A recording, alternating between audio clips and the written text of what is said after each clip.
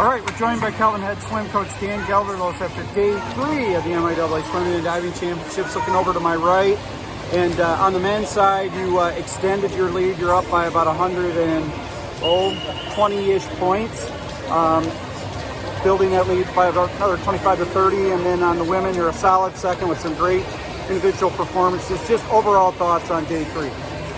At this point in the middle, my mind's probably full of just cliches, so I don't know how many meaningful quotes I got at the moment. But just a second ago, just watching the guys and the ladies, cheer for each other through the way Mitch announced it, the meaningless butterfly event, or the whatever he called it. Time trial, right?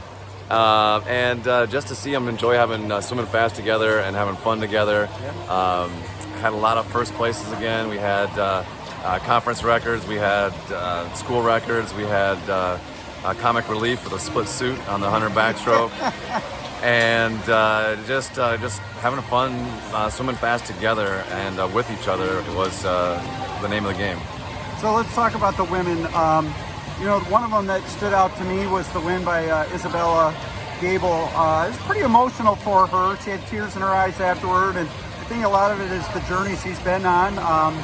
Division I swimmer at some point, and coming over here where things have been different for her in a positive way. Just talk about what she's done this year and over the last couple days. Yeah, she came to us. This was her third stop, and in her words, she was looking for a place to call home for her final stretch of college swimming.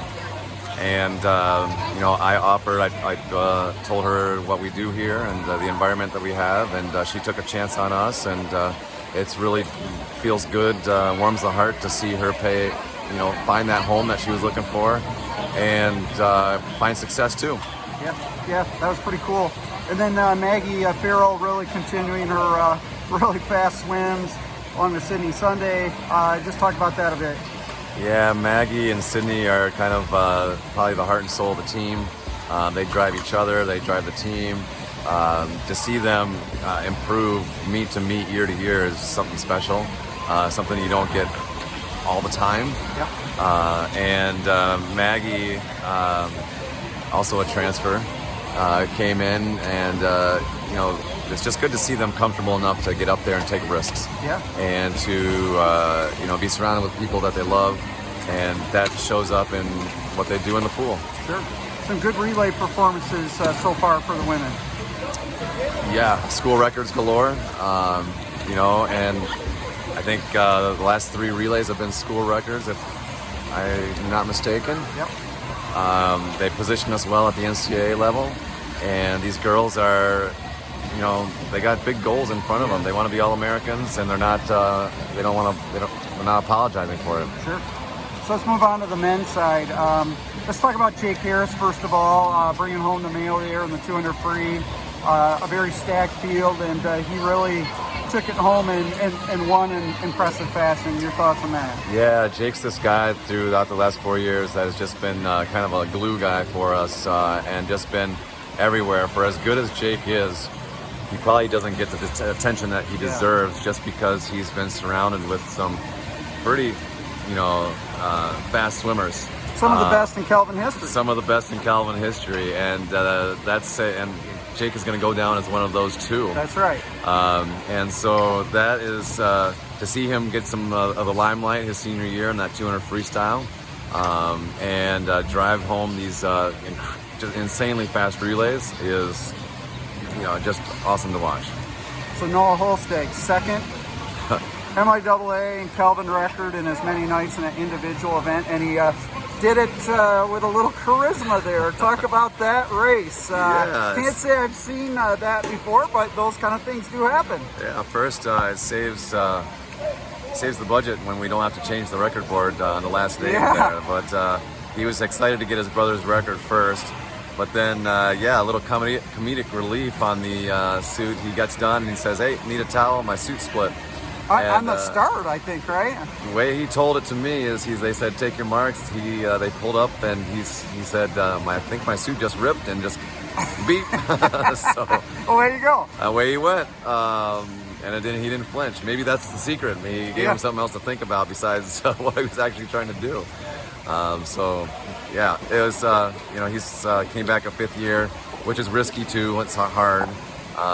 Put his life on hold a little bit to be a student one more year and embrace this. And he's, I think, was a great decision for him. I've seen him grow even more, and to go out the way he's going to be able to go out is good.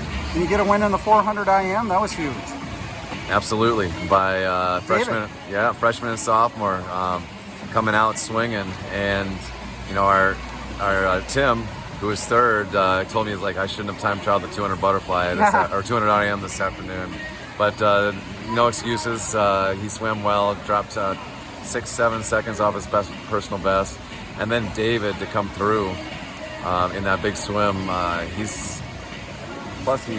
don't know how he does it, but I think he swam like 15 times, it seems like. Every time he's trying to swim a different event and time trial something, and just got tons of energy. So 400 IM, I guess, fits him. And then Caleb Gemmen, a freshman, a late add to Kelvin University here late in the summer, and we think it's the first time since maybe the early 2000s or so that a freshman has won the 100 breaststroke championship at the MIAA. So I have to do a little research, but that's unofficial. But that's huge. You would have to look that up. I have no clue on what that stat is, but yeah, Caleb has come in, and going into the meet, he was really nervous.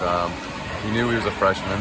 He knew everyone knew his times, and to come into that arena and there's your brain tells you there's supposed to be some expectations, and he was really nervous in the first Tuesday, Wednesday. Plus, he was coughing up some stuff in his chest Monday.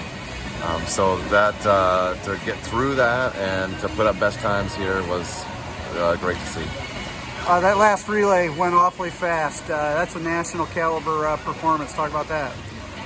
Yeah, and we needed to be flexible on that because Julian Camia, who's coming off a labrum tear this past July, had surgery in July or August, and he did not swim a meet until the end of January. Yeah. And goes 48.02 in the 100 fly tonight. Yeah, he set a best time in the 50 free earlier, and then he went a best time in the 100 fly that I think will get taken, but we wanted to add some insurance and reward him. And so we put him in the fly spot over a couple of our other guys that were already in the meet, and it paid off. And he's going to be able to get to NCAAs and give us another scoring opportunity. Yeah.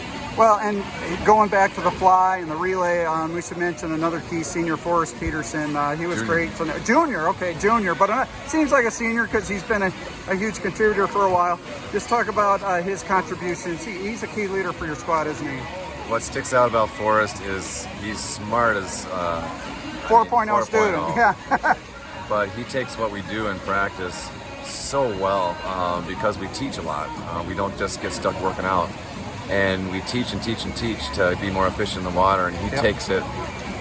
We almost have to say, don't take it so literally, Forrest. And he was. I remember a conversation we had mid-season about.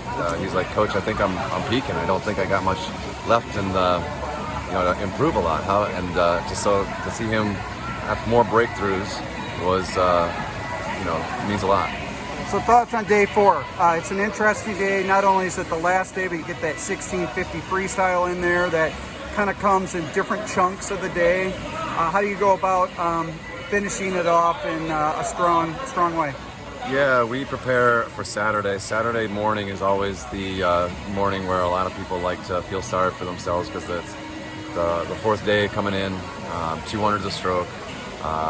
Emotions are probably sleeping less than ideal. Yeah. Got some sore muscles, not probably in the grand scheme of things tapered anymore.